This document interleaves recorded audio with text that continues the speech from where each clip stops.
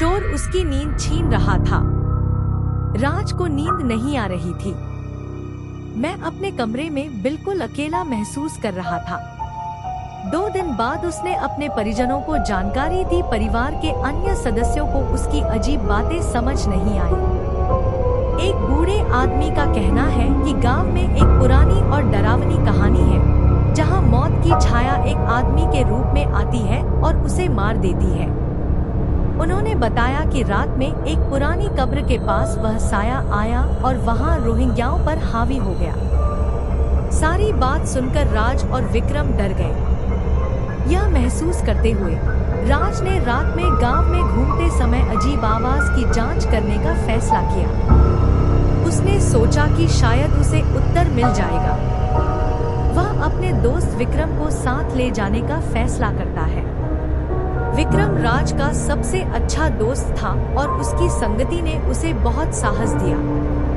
नियम और विक्रम ने अपनी तैयारी शुरू कर दी और रात को गांव चला गया। रात में गांव की सड़कें गायब हो जाती हैं। राज और विक्रम ने एक दूसरे की ओर देखा और फिर वे ध्वनि के स्रोत की ओर बढ़े। उन्हें एक पुरानी और भयानक कब्र का खुला दरवाजा मिला। उन्होंने पास जाकर देखा तो एक पुराने पेड़ के नीचे एक छाया खड़ी थी। राज और विक्रम की हालत खराब हो गई। वे हिल नहीं सकते थे। उन्होंने ध्वनि के स्रोत की तलाश की और जैसे ही वे पास आए, उन्हें एक पुराने और डरावने मकबरे का खुला दरवाजा मिला। देखा एक पुराने पेड़ के नीचे एक साया खड़ा है। राज और विक्रम ने देखा कि परछाई धीरे धीरे उनकी ओर आ रही है। जब वे उसके पास पहुंचे तो उन्होंने उसे वहां पुराने और टूटे हुए पत्तों से ढका हुआ और एक खतरनाक मुस्कान के साथ खड़ा पाया। राज और विक्रम को डर और घबराहट महसूस हो रही थी। उन्होंने प्राणी की आंखों में देखा और प्राणी उन्हें घूर कर देखने लगा।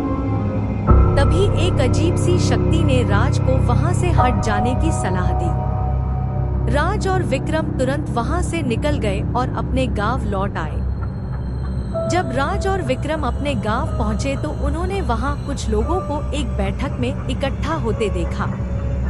राज और विक्रम ने उससे पूछा कि इस मुलाकात का क्या मतलब है। एक बूढ़े आदमी ने कहा, उस पुरानी कब्र में उसने जो परछाई देखी वह मौत की परछाई थी। गांव की एक पुरानी और डरावनी कहानी है, जहां मौत का साया एक आदमी के रूप में आता है और उसे मार देता है। उन्होंने बताया कि रात में एक पुरानी कब्र के पास वह साया आया और वहां रोहिंग्याओं पर हावी हो गया। उन्होंने तुरंत घर की यात्रा शुरू की और रात में खिड़की के पास न जाने का फैसला किया था। जैसे ही वे अपने गंतव्य की ओर बढ़ रहे थे, अचानक राज को वही आवाज सुनाई दी जो उसने पिछली रात सुनी थी। सारी बात सुनकर राज और विक्रम डर गए। उन्हें एहसास हुआ कि उस पुरानी कब्र में उन्होंने जो परछाई देखी वह मौत की परछाई थी।